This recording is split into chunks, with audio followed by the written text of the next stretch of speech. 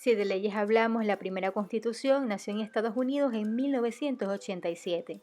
Sin embargo, uno de los primeros códigos de la historia nació hace muchos años atrás en Mesopotamia, en el segundo milenio antes de Cristo, con un rey sumario de nombre Hammurabi. Esto es un café con el derecho. Empecemos.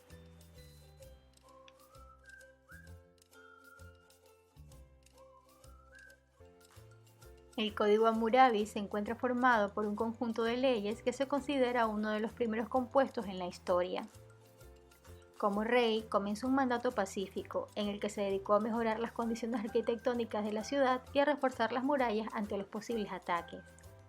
Se encargó de engrandecer el capital de su pueblo, armó un buen ejército y fue conquistando lentamente gran parte y porcentaje del territorio babilónico. Este nació en el año de 1810 a.C.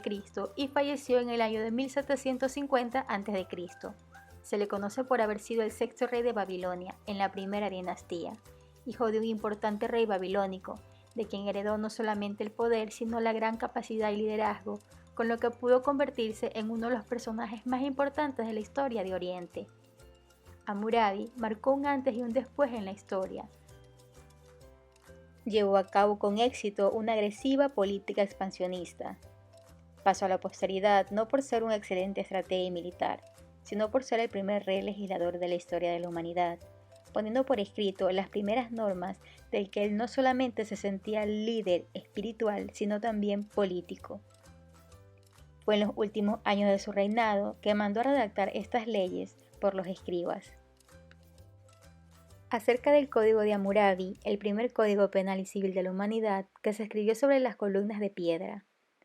La repercusión del código en la historia del derecho es indudable, y muchos de sus preceptos son recogidos en las legislaciones de hebreos, griegos y romanos. Se sostiene que en la antigüedad eran los dioses quienes dictaban las leyes a los hombres, por eso las leyes eran sagradas. El Código Hammurabi, que data en el año de 1700 antes de nuestra era, representa exactamente eso, al rey Hammurabi de Babilonia recibiendo del dios Shama, el dios del sol y la justicia, las reglas a cumplir para regular esta sociedad. El texto explica que antes de la llegada del rey Hammurabi al poder, eran los sacerdotes del dios Shama los que ejercían como jueces. Es Hammurabi el que establece que sean sus funcionarios quienes hicieran ese trabajo, mermando así el poder de los sacerdotes y fortaleciendo el suyo propio. Para ello, Hammurabi recopiló en este código todas las leyes civiles y penales existentes y las mandó a grabar en columnas de piedra que se distribuyeron en todo el reino para que el pueblo conociera la ley y sus castigos. Con ello se intentaba impedir que cada uno tomara la justicia por su propia mano. El Código Hammurabi nos permite conocer cómo era la vida y la justicia durante el reinado de este monarca en la antigua Babilonia. Jerarquiza la sociedad en tres grupos: los hombres libres, los muskenu y los esclavos. Estos 282 preceptos legales hacen referencia, entre ellos, a los honorarios de los médicos que varían entre los hombres libres y los esclavos. Además, también trata sobre la responsabilidad profesional, el funcionamiento judicial que es exclusivo de los tribunales, y estipula una escala de penas según los delitos y crímenes cometidos que se basa en la ley del talión, el llamado ojo por ojo y diente por diente.